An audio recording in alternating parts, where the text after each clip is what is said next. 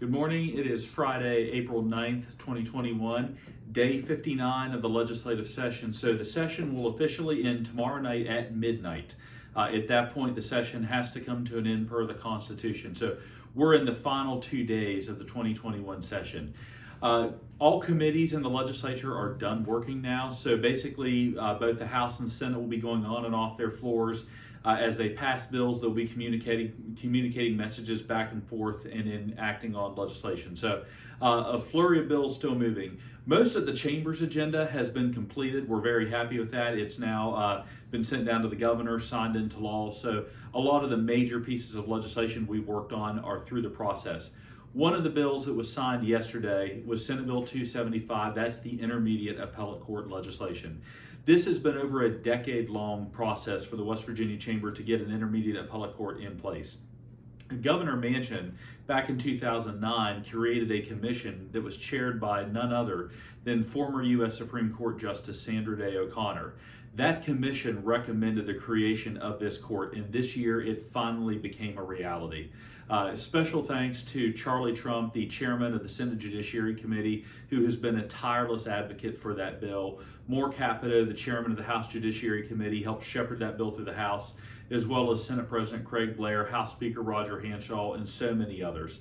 And I had the pleasure to work with a great team, including people from the U.S. Chamber of Commerce, the West Virginia Manufacturers Association, Americans for Prosperity, and others in getting this bill across the finish line. So with the governor's signature yesterday, it is now law. It will be put into effect, and that court will begin operations next year on July 1, 2022.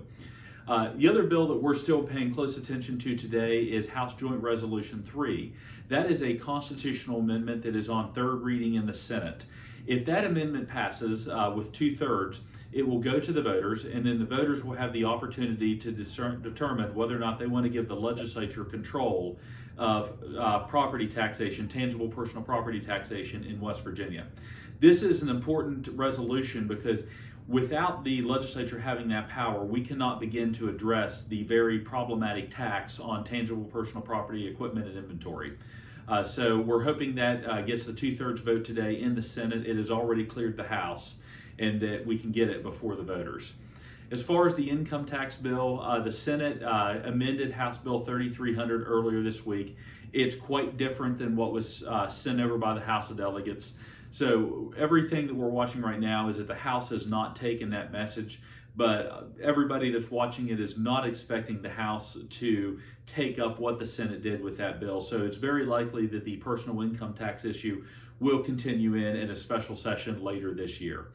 Those are some of the major issues working. I'll come back and check in next week and just give you a final overview of everything that happened. But remember, tomorrow night at midnight marks the final conclusion of the 2021 session.